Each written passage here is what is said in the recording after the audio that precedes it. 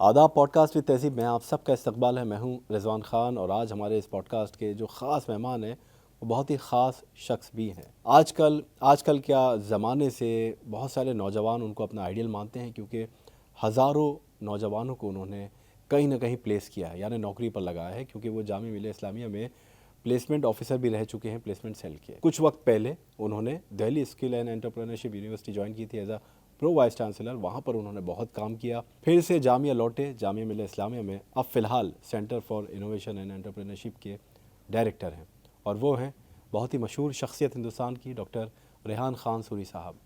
रेहान साहब आदाब, कैसे हैं आप? बड़ी खुशी है आपसे मुलाकात करके, बहुत दिन बाद एक तो मुलाकात हो रही है, और क्योंकि आपसे जब भी मुलाकात होती है बहुत कुछ सीखने को मिलता है।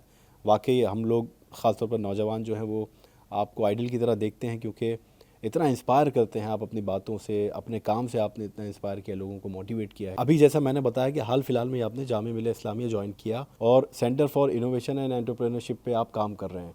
इस पे सब बातें करेंगे, क्योंकि हम इसी के बारे में जानना चाहते हैं कि कोई एक आम आदमी, एक आम नौजवान जब पढ़ लिख कर काबिल बनने जाता है या रोज़गार की तलाश में जाता है, तो वो नौकरी की बजाय कैसे एक छोटा सा स्मॉल स्केल इंडस्ट्री शुरू करे या एक बिजनेसमैन बन सकता है। पहले तो ये जानेंगे कि कैसा चल रहा है आपका डिपार्टमेंट। आप डायरेक्टर हैं माशाल्लाह, और 6-8 महीने हो गए शायद, तो कैसा चल रहा है? देखिए, सबसे पहले तो मैं शुक्रिया अदा करूंगा आपका कि आपने मुझे मौका दिया कि लोगों के रूबरू तक पहुँचें। और Jamia Millia Islamia centre for innovation and entrepreneurship जब जामिया में इस्टेब्लिश हुआ तकरीबन 2016 में, और इसका मकसद इनोवेशन और एंटरप्रेन्योरशिप को आगे बढ़ाना था। और इसकी बेसिकली शुरुआत ऐसे हुई कि जब गवर्नमेंट ऑफ इंडिया का एक प्रपोज़ल आया जिसमें दिल्ली यूनिवर्सिटी के साथ एक हब एंड स्पोक मॉडल में डिज़ाइन इनोवेशन सेंटर बनाया गया। उसके बाद एक ज़रूरत थी कि बहुत जो हमारे यहाँ ख़ास तौर से एक तादाद रहती है जो स्मॉल बिजनेसेस को शुरू करना चाहती है, क्योंकि देखिए सब लोग बहुत बड़े टेक्निकल बिजनेसेस या इनोवेटिव बिजनेसेस नहीं कर सकते। तो गवर्नमेंट ऑफ इंडिया की स्कीम बहुत पहले से भी है, और ministry of small and medium enterprises जो MSME की है, उनकी स्कीम के तहत फिर एक लाइवलीहुड बिजनेस इंक्यूबेटर शुरू हुआ, जिसमें हर तरह के स्मॉल बिजनेसेस की एक बहुत अच्छी का इंक्यूबेटर तैयार किया गया, जिसका मकसद ख़ास तौर से उन लोगों को रीच आउट करना था जो बिज़नेस करना चाहते हैं लेकिन छोटे बिज़नेस करना चाहते हैं। और ख़ास तौर से आप ये देखिए कि जामिया मिल्लिया इस्लामिया की एक जो खूबसूरती है वो उसकी डाइवर्सिटी में है। वहाँ डाइवर्सिटी हर तरह की है, मतलब आप उसे समझ सकते हैं एक छोटा हिंदुस्तान, हर तरह के लोग हैं। तो वहाँ पर भी हमारी सोच ये थी यूनिवर्सिटी की कि उन लोगों तक पहुँचें जो बच्चे स्मॉल बिजनेस से शुरुआत करना चाहते हैं, या जिनका बहुत कोई फाइनेंशियल बैकग्राउंड बहुत स्ट्रॉन्ग नहीं है, हम्बल बैकग्राउंड से आते हैं। तो हर तरह के लोगों को कैटर करने की कोशिश में वो सेंटर की इस्टेब्लिशमेंट हुआ। और सबसे अच्छी बात यह है कि गवर्नमेंट ऑफ इंडिया की एस्पायर स्कीम है एक जो MSME के तहत है, उसके तहत वो सेंटर को खोला गया। तो एंटरप्रेन्योरशिप ये अल्फाज एक ऐसा है जो थोड़ा सा कहते हैं ना टंग ट्विस्टर भी है, बोलना भी ज़रा मुश्किल होता है, लेकिन इसका मकसद मतलब क्या होता है मैं थोड़ा ज़रूर बताना चाहूँगा कि एंटरप्रेन्योरशिप वो इंसान होता है जो एंटरप्रेन्योर कहलाता है। एंटरप्रेन्योर वो शख्स होता है जो किसी एक प्रॉब्लम को सॉल्व कर रहा होता है जो मासेस के लिए होती है, मतलब बहुत सारे लोगों को फ़ायदा पहुंचाती है। तो जो शख्स भी ये किसी ऐसी प्रॉब्लम को आइडेंटिफाई करता है, उसको आगे लेके जाता है बिज़नेस के तौर पे, वो एंटरप्रेन्योर कहलाता है। तो इनोवेशन एक बहुत इम्पॉर्टेंट इसमें कंपोनेंट होता है एंटरप्रेन्योरशिप में। ये डिफरेंस होता है एक ट्रेडिंग या बिज़नेस और एंटरप्रेन्योरशिप में। कोई भी बिज़नेस जब आप इनोवेटिव तरीके से करते हैं तो आप एंटरप्रेन्योर हो जाते हैं, या कोई ऐसी प्रॉब्लम जो पहले सॉल्व ना हुई हो, क्योंकि प्रॉब्लम के सॉल्यूशन तो बहुत सारे होते हैं और फिर भी लेकिन प्रॉब्लम पूरी तरह से सॉल्व नहीं होती, उसका कोई एक पार्ट सॉल्व होता है। तो कितना इनोवेटिवली आप कर पाएंगे। मिसाल के तौर पे अगर आप ये देखें कि ओला उबर का अगर आप एग्ज़ाम्पल ले लें या ब्लू का एग्ज़ाम्पल ले लें कि भाई पहले टैक्सी के लिए आपको कहीं जाना पड़ता था, किसी को फ़ोन करना होता था। अब आपके पास एक ऐप है और उसमें बहुत सारी टैक्सियाँ आपको 10 मिनट में 15 मिनट में आपके पास एक टैक्सी आ जाती है। तो उससे एक रिवोल्यूशन है। वो एक प्रॉब्लम थी, स्विगी ज़ोमेटो, आप ये देखिए कि कितना पॉपुलर हो गया। इसी तरह के हज़ारों अब तो स्टार्टअप्स हैं। और सबसे अच्छी बात यह है कि आज की तारीख़ में एक इकोसिस्टम डेवलप हुआ है स्टार्टअप्स का। स्टार्टअप के बारे में भी हम बताना चाहेंगे कि स्टार्टअप उसे कहते हैं कि जो भी कोई छोटा बिज़नेस शुरू करना चाहता है, किसी इनोवेटिव सॉल्यूशन को लेके, वो टेक्निकल हो, नॉन टेक्निकल हो, किसी भी तरह का हो, वो स्टार्टअप हो जाता है। स्टार्टअप इंडिया कैंपेन में आप ये देखिए कि कितना गवर्नमेंट ऑफ इंडिया की बहुत सारी स्कीम्स हैं। आप अगर किसी टेक्नोलॉजिकल या इनोवेटिव किसी आइडिया पे काम कर रहे हैं तो आपको ग्रांट्स मिलती हैं। आप स्टार्टअप इंडिया में रजिस्टर हो जाते हैं तो आपको 3 साल तक आपका टैक्सेशन का ज़ीरो टैक्स हो जाता है, एक तरह से आपको फाइल करने की ज़रूरत नहीं है। तो वो आपके कहते हैं ना, ये ऐसी स्कीम्स हैं जिसमें आपको रिबेट्स मिलती हैं, रिलैक्सेशंस मिलते हैं, तो आप अपने बिज़नेस को इस्टेब्लिश कर पाते हैं। और दूसरे अगर हम बात करें कि जो हिंदुस्तान का स्टार्टअप इकोसिस्टम है वो दुनिया का 3rd लार्जेस्ट स्टार्टअप इकोसिस्टम है। अगर हम फाइनेंशियल ट्रांजैक्शंस की बात करें, फिनटेक की हम बहुत सारी बात करते हैं, तो हिंदुस्तान की जितने नंबर ऑफ़ ट्रांजैक्शंस हैं, फाइनेंशियल ट्रांजैक्शंस, वो वर्ल्ड की जो टॉप 4 कंट्रीज़ हैं उनके सब मिला लेते हैं उससे भी ज़्यादा है। स्टार्टअप्स इस्टेब्लिश हो रहे हैं, सक्सेस रेट बड़ा है। और इस वक्त जामिया हर बच्चे को इंकरेजमेंट के लिए, एंटरप्रेन्योरशिप की तरफ आने के लिए, इनोवेशन में आने के लिए बहुत सारे इनिशिएटिव्स ले रहा है। इस सेंटर के थ्रू हम बहुत सारा काम ये करते हैं कि आइडिया थॉन्स करते हैं, आइडिया कॉम्पिटिशन्स करते हैं, एंटरप्रेन्योरशिप फेस्ट करते हैं, एंटरप्रेन्योर्स मीटिंग्स करते हैं, डिफरेंट वर्कशॉप्स करते हैं। मिनिस्ट्री ऑफ एजुकेशन ने एक इंस्टीट्यूशंस इनोवेशन काउंसिल को बनाया है जिसमें हमारे काफ़ी फैकल्टी मेंबर्स रहते हैं, स्टूडेंट्स मेंबर्स रहते हैं। उसकी पूरे साल का एक कैलेंडर रहता है, वो एक्टिविटीज़ रहती हैं जो एंटरप्रेन्योरशिप को, इनोवेशन को प्रमोट करती हैं अमंग दी स्टूडेंट्स। हम इसके अलावा अपने सेंटर में जैसे मैंने बताया कि लाइवलीहुड बिजनेस इंक्यूबेटर के अंडर एक स्किल ट्रेनिंग भी होती है, जिससे कि उन्हीं मशीनों पे उन्हें 3 महीने के और 6 महीने के कोर्सेज सिखाए जाते हैं, जिससे कि उनके अंदर एक कॉन्फिडेंस आ जाए कि वो उस बिज़नेस को रन कर सकते हैं। हर कोर्स में हम एंटरप्रेन्योरशिप डेवलपमेंट भी कराते हैं, यानी कि एक EDP का प्रोग्राम रहता है जिससे कि उनको स्किल के साथ साथ बिज़नेस कैसे चलाया जाता है या एक एंटरप्रेन्योरियल माइंडसेट कैसे डेवलप हो, उस पर हम फोकस करते हैं। अभी हम टोटल तकरीबन 42 हमारे अप्रूव्ड कोर्सेज हैं जो हम ऑफ़र करते हैं अपने सेंटर के थ्रू। और हमारे कुछ कोर्सेज वुमेन फोकस्ड भी हैं, उनको हम चाहते हैं कि वो बिजनेसेस में आएँ। और इसके लिए सबसे अहम बात यही है कि एक कहते हैं ना, बिज़नेस के लिए ये कहा जाता है कि बिज़नेस जो है सिर्फ पैसे से नहीं होता। एक आपके पास आइडिया अच्छा होना चाहिए, फिर आइडिया के लिए जो आपका मेरा एक आइडिया है तो उसके बाद एक प्रोसेस होता है उसका, जैसे प्रूफ ऑफ कॉन्सेप्ट होता है कि आपने कुछ सोचा, उसको पहले ठीक भी करना होता है कि भाई ये जो मैं सोच रहा हूँ वो सही है नहीं है, उसको POC कहते हैं। उसके बाद आप फिर एक प्रोटोटाइपिंग करते हैं, फिर उसकी मार्केट फिजिबिलिटी और वायबिलिटी देखते हैं, वो चेक किया जाता है कि प्रोडक्ट जो मैंने बनाया वो वायबल भी है नहीं है। फिर उसके बाद उसको फाइनली मार्केट में लॉन्च किया जाता है। फिर हमारे पास एक हमने कोवर्किंग स्पेस बनाया हुआ है जिसमें अगर कुछ बच्चे जो पढ़ भी रहे हैं और अपना स्टार्टअप चलाना चाहते हैं वो आके वहाँ पे काम कर सकते हैं, वहाँ बैठ के अपना, क्योंकि आपको कहीं ऑफिस खोलने की ज़रूरत नहीं है, आप वहाँ से ऑपरेट कर सकते हैं उस सेंटर के थ्रू। हमारे पास अभी 18 स्टार्टअप्स हैं जिसमें अलग अलग तरह के स्टार्टअप्स हैं, जैसे इलेक्ट्रिक व्हीकल पे बच्चे काम कर रहे हैं, स्पेस शटल पे बच्चे काम कर रहे हैं, ग्रीन प्रोपल्जन पे बच्चे काम कर रहे हैं, प्रोस्थेटिक मोटराइज प्रोस्थेटिक हैंड पे काम कर रहे हैं, रोबोटिक्स पे काम कर रहे हैं, ड्रोन पे काम कर रहे हैं। अभी एक स्टार्टअप है जो ई-वेस्ट मैनेजमेंट पे, ख़ासतौर से जो बैटरी रिसाइकलिंग एक प्रोसेस है उस पर काम कर रहे हैं, वो एक बहुत बड़ा एक चैलेंज है आने वाले टाइम का, उस पर काम कर रहे हैं। मेंटल हेल्थ पे बच्चे काम करते हैं और बहुत सारे तरह के स्टार्टअप्स हैं, कुछ अलग अलग तरह के प्लेटफॉर्म्स हैं, एडटेक प्लेटफॉर्म्स हैं।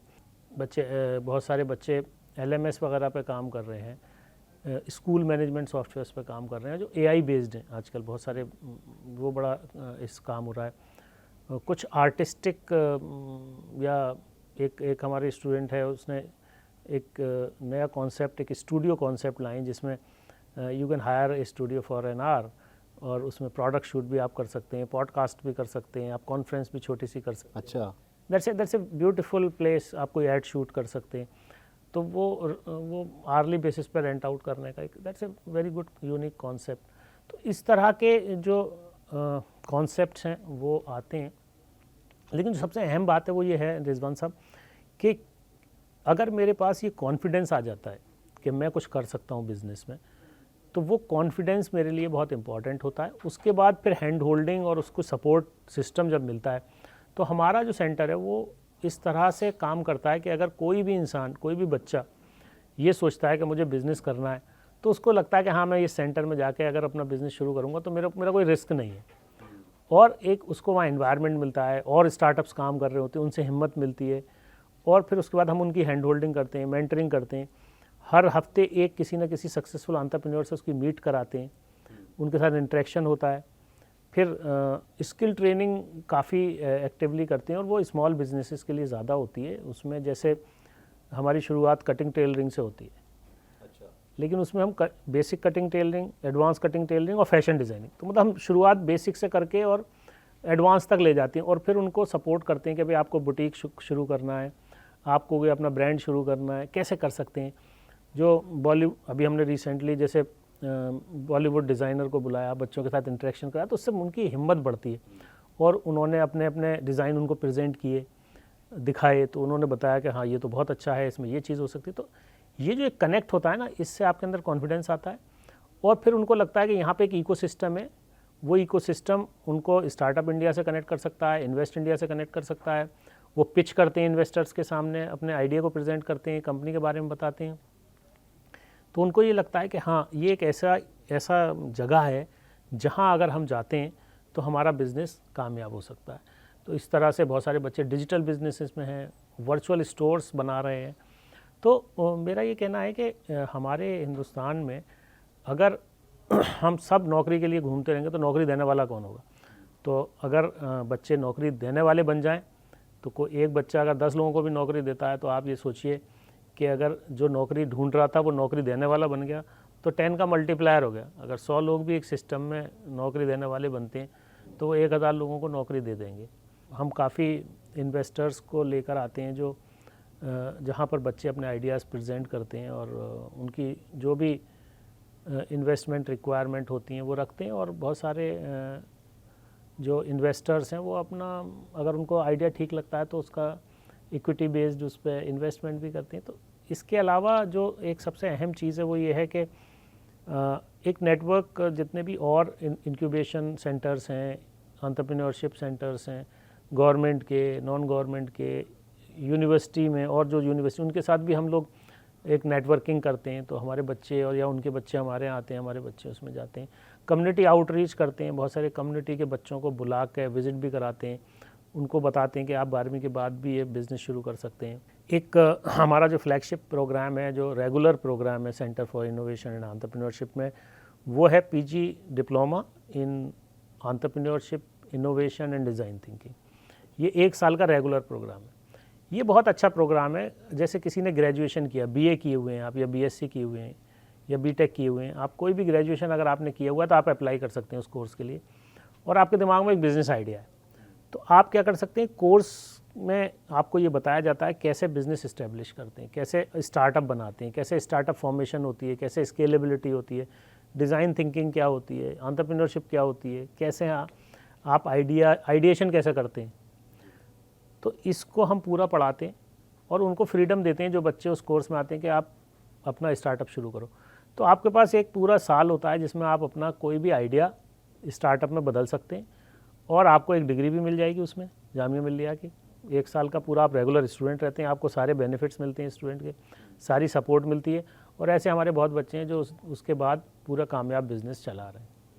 चलिए, तो बहुत अच्छी बात है। बहुत बहुत डीपली और थोरोली आपने अपने डिपार्टमेंट के काम को समझाया है। उम्मीद करेंगे कि तमाम जो देखने वाले हैं, जो एस्पिरेंट्स भी हैं, वो भी आपकी बात को समझें। क्योंकि हम अमूमन देखते हैं कि एक जब स्टूडेंट होता है, वो ग्रेजुएशन कर रहा है या किसी भी फील्ड में वो ऑनर्स कर रहा है या अपनी तालीम हासिल कर रहा है, तो उसके जहन में ये होता है कि बस मुझे जल्दी ख़त्म करके नौकरी करनी है। ये जो एंटरप्रेन्योरशिप का एक रुझान या इसकी तरफ उनको राग़िब करना, ये एक्सपोजर बच्चों को मिलता नहीं है एक तो ज़्यादातर। क्योंकि हमारे समाज में ये बात जहन में हमेशा होती है कि हमारे अगर घर वाले या बाप या भाई बिज़नेसमैन है तो ही हम बिज़नेस आगे करेंगे। जैसे गुजरातियों में होता है कि उनके पूरा बिज़नेस ही चलता है, वो अपनी औलादों को नौकरी करने नहीं देते। तो ये पहले उनके साथ ख़ास था, लेकिन अब ऐसा नहीं है। क्योंकि आपने बताया कि जो स्मॉल स्टार्टअप है उसका जो सक्सेस रेट है वो बहुत ज़्यादा बढ़ चुका है, तो इससे ये पता चलता है। लेकिन एक नॉर्मल, क्योंकि जब तालीम हासिल कर रहा होता है एक स्टूडेंट, उर्दू बैकग्राउंड से भी आता है, हिंदी बैकग्राउंड से भी आता है। एंटरप्रेन्योर क्या होता है ये तो आपने समझा दिया। तो इनके जहन में तो यही रहता है कि यार कोई बिजनेसमैन मतलब पैसा ही होना चाहिए आपके पास बिजनेस करने के लिए। उसको आप क्या समझाएंगे आप कि कोई अगर स्टूडेंट है जो इंटरेस्टेड है, जो स्मॉल स्टार्टअप करना चाहता है या उसके पास कोई आइडियाज़ हैं, उसको कैसे आप समझाएंगे बहुत आम भाषा में कि नहीं, अगर आपके पास पैसे नहीं हैं तब भी आप आगे ये कोर्स कर सकते हो और आप एक छोटे बिजनेसमैन बन सकते हो। देखिए, बहुत अच्छी बात आपने कही रिजवान साहब। जनरली ये माना जाता है कि अगर मेरे पास पैसा है तब मैं बड़ा बिजनेसमैन बन सकता हूँ।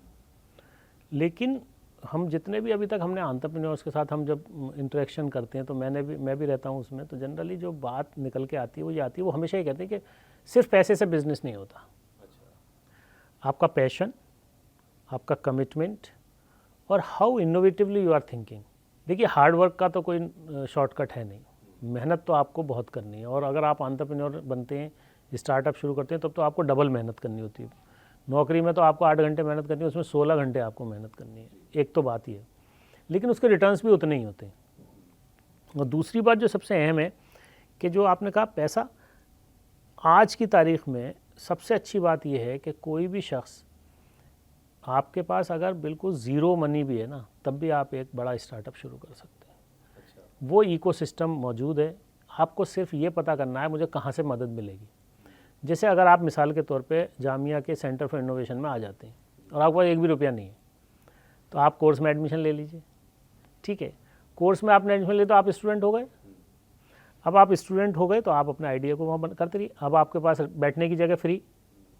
अच्छा, वहाँ हर दिन कोई ना कोई एंटरप्रेन्योर आता है, हर हफ्ते कोई ना कोई इन्वेस्टर आता है, विजिटर के तौर पे, सेशन के तौर पे या कनेक्शन के तौर पे। वो एक इकोसिस्टम है। जैसे मिसाल के तौर पे आप आम के बाग में चले जाएं, आपका पैसे नहीं है, तो आप बताइए, अगर आप आम के बाग में चले जाते हैं और आपके पास पैसे नहीं हो तो आपको आम खाने को मिलेंगे नहीं मिलेंगे? मिल ही जाएंगे। कोई गिर जाएगा, वो वैसे ही कहेगा आप आए हो तो कुछ खा लो, उसके लिए आमों की कोई अहमियत नहीं है। तो जब आप ऐसी जगह पर होते हैं जहाँ पर एंटरप्रेन्योर्स हैं, इन्वेस्टर्स हैं, मेंटर्स हैं, टीचर्स हैं, तो एक इकोसिस्टम होता है पूरा। और उस इकोसिस्टम का जैसे ही आप हिस्सा बनते हैं तो आपके पास फिर आपका काम, आपका कमिटमेंट, आपका आइडिया और आपका आइडिया के प्रति आपका वो डेडिकेशन, वो बहुत मैटर करता है। आपके पास कहते हैं ना वो ग्रिट चाहिए, उसमें ग्रिट जिसे कहते हैं, कंसिस्टेंसी चाहिए, गिव अप नहीं करना है, छोड़ना नहीं है। और अक्सर एक बात कही जाती है कि entrepreneurship is a multi failure journey. जो जितना ज़्यादा बार फेल होगा वो उतना बड़ा कामयाब होगा। तो कोई ये सोचे कि मैं चलूँगा तो साहब मैं बिल्कुल फ़ौरन कामयाब हो जाऊँगा, ये एक मिथ है। आप चलेंगे, आप गिरेंगे, फिर आप उठेंगे, फिर चलेंगे, फिर गिरेंगे, फिर उठेंगे, फिर चलेंगे, फिर गिरेंगे, उसके बाद फिर आप नहीं गिरेंगे, फिर ऊपर सीधे जाएंगे। तो ये हिम्मत, ये मेहनत, ये पेशेंस, ये पैशन, कंसिस्टेंसी, हार्ड वर्क, ये सब चाहिए। अगर ये होता है तो मुझे नहीं लगता कि पैसा कोई बहुत बड़ा मैटर करता है। लेकिन हाँ, इसमें कोई शक नहीं, बिजनेस आप करने चलेंगे पैसा तो चाहिए, आप लगाएं कोई और लगाए। लेकिन दूसरा जब लगाता है, जब आपका आइडिया स्ट्रांग होता है, आपका कमिटमेंट नज़र आता है, आपकी पैशन नज़र आता है, तो कोई भी आपके लिए पैसा लगाने के लिए तैयार हो जाता है। यानी आम का बाग ये समझ लें centre for innovation and entrepreneurship है जामिया मिलिया इस्लामिया। बिल्कुल। अच्छा, एक आखिरी सवाल पूछूंगा, क्योंकि तफसील से तो आपने समझा ही दिया इसके बारे में, लेकिन क्योंकि आपने पॉजिटिव बात तो की कि किस तरह से इसमें स्कोप है, बच्चा आ सकता है और एक इकोसिस्टम के तहत वो अपना स्टार्टअप रन कर सकता है, शुरू कर सकता है। लेकिन आपके हिसाब से आजकल के जो यूथ हैं, जो यूथ एंटरप्रेन्योर्स हैं, उनको समझ लीजिए, उनके सामने क्या बड़े चैलेंजेस हैं जिससे उन्हें लड़ना ही पड़ेगा आने के बाद? एक कैपिटल पे तो बात हो चुकी है, लेकिन इसके अलावा क्या आपको लगता है कि और भी चैलेंजेस होंगे? आपने जो बात चैलेंजेस की कही, तो जो चैलेंजेस सबसे बड़ा आज की तारीख में यूथ के सबके सामने है, और ख़ास तौर से बिजनेसेस के सामने या स्टार्टअप के सामने, वो है एडवांसमेंट। और एडवांसमेंट भी बहुत फास्ट है। आप ये देखिए कि जो टेक्नोलॉजी आज है वो कल एग्जिस्ट करेगी नहीं करेगी किसी को नहीं पता। डिस्ट्रप्शन जो हो रहा है, टेक्नोलॉजी चेंज हो रही है, तेज़ चेंज हो रही है, इसलिए आपको अपडेट रहना ख़ास तौर से ये बहुत बड़ा चैलेंज है, एग्जिस्ट करना क्यों। और ये देखिए ना, आज मैं कोई काम कर रहा हूँ तो मैं सिर्फ अकेला नहीं काम कर रहा, उस पर 10 लोग काम कर रहे हैं और 20 लोग हो सकता है काम कर रहे हो। तो वो कंपटीशन है इतना ज़्यादा, अगर आप उसी रफ्तार से नहीं दौड़ेंगे तो आप पीछे रह जाएंगे। ये सबसे बड़ा चैलेंज है मुझे जहाँ तक लगता है कि आप अपने आप को, आप ये नहीं सोच सकते कि मैंने अब एक स्टार्टअप बना लिया, अब मेरा प्रॉफिटेबल वेंचर हो गया, now I can relax. No, every day you have to work. It's a like a, हर दिन आपको कुआं खोदना है और वो कंसिस्टेंसी आपको 5 साल तक रखनी है। 5 साल बाद जाके आप सोच सकते हैं इस बात को कि now I have a team, now team can work on that. काम जब भी करना पड़ेगा, बस ये है कि आपकी जगह आपकी टीम कर रही होगी वो काम। देखिए, मैं एक ही मंत्र कहूँगा जो सक्सेस का और एंटरप्रेन्योरशिप का या स्टार्टअप की का मंत्र है वो, और वो आप किसी से भी बात कर लीजिए अक्रॉस, चाहे वो बिजनेसमैन हो, एंटरप्रेन्योर हो, वो है never give up, never quit. आप एक बार फेल हो, 2 बार फेल हो, 3 बार फेल हो, 4 बार फेल हो। एक एंटरप्रेन्योर हैं डॉक्टर एंडी, जिन्होंने अभी, वो रिटायर्ड कर्नल हैं, उन्होंने अभी, उन्हें हमने बुलाया था एक इंटरेक्शन, उन्होंने एक बात कही बड़ी अच्छी। आपने सुना होगा अभी रिसेंटली एक non metallic bullet proof jacket IIT ने बनाई है। उस प्रोजेक्ट पे, वो डॉक्टर एंडी का प्रोजेक्ट था। वो ये बता रहे थे कि जब मैं उस आइडिया को लेके प्रोफेसर के पास गया तो उन्होंने मना कर दिया, उनके पास टाइम नहीं था। तो मैं 1 बार गया, मैं 2 बार गया। आप सोचिए एक इंसान कितनी बार जा सकता है? वो कह रहे मैं 11 बार गया। 11वीं बार में उन्होंने, जब इतनी बार मैं चला गया, और तब उन्होंने कहा अच्छा ठीक है मैं इसको देखता हूँ, और आज वो एक बहुत ही सक्सेसफुल प्रोजेक्ट की शक्ल में निकल के आया। तो इस तरह के किसी भी आप एंटरप्रेन्योर से बात करें तो वो बताएंगे कि उन्होंने कितनी कंसिस्टेंसी के साथ अपनी जर्नी को कंटिन्यू किया, और ऐसा कोई एंटरप्रेन्योर नहीं मिलेगा जिसने, जो कहते हैं ना, जिसकी लाइफ में फेल्योर ना आए हो। मैं अभी रिसेंटली स्टार सीमेंट की स्टोरी पढ़ रहा था, उसके जो फाउंडर हैं उनकी, वो अरुणाचल प्रदेश में टिम्बर का काम करते थे। तो गवर्नमेंट ऑफ इंडिया का एक लॉ आया कि no timber, no cutting of the trees का आ गया नॉर्थ ईस्ट का। तो करे एक रात में आप ज़ीरो हो गए, आपका बिजनेस बंद हो गया। Then he invested some money in cement plant, और वहाँ से वो धीरे धीरे धीरे करके now he is a 3000 crore company. तो कोई ऐसा, अगर आप एयरटेल की बात करें, सुनील भारती मित्तल की, उन्होंने वो जेनसेट्स का इंपोर्ट करते थे। गवर्नमेंट ऑफ इंडिया का एक लॉ आ गया कि भाई no import of gensets in India. करे मैं रातों रात ज़ीरो पे आ गया। Then they got the contract of Beetel, जो पहले फ़ोन होते थे हैंडसेट बनाने का, उसका कॉन्ट्रैक्ट उन्हें मिला। उसके बाद फिर लाइसेंस मिला, और नाउ एयरटेल, यू नो। सो ऐसी आप किसी की भी हिस्ट्री उठाएंगे, उसकी शुरुआत फेल्योर से हुई होगी। तो मैं एक मैसेज ज़रूर यूथ को देना चाहता हूँ कि you should learn how to celebrate the failure. Failure हो तो सेलिब्रेट करिए उसे, मायूस नहीं, सेलिब्रेट करिए। क्यों सेलिब्रेट करिए? उसका रीज़न है। इसका ये मतलब है कि अगर आपका फेलियर हुआ है तो आप सक्सेस की तरफ चल रहे हैं, यानी पहला कदम जो कहते हैं। हाँ, तो अगर आप फेल हो गए किसी वजह से, जानबूझ के नहीं, अगर आपने पूरी मेहनत की, 100% उस पर काम किया, उसके बाद आप फेल हुए, तो इसका मतलब ये है कि you are at the right track, उसको दोबारा करिए। बड़ी बात आपने, बड़ा पैगाम आपने दिया है नौजवानों को ख़ास तौर पर।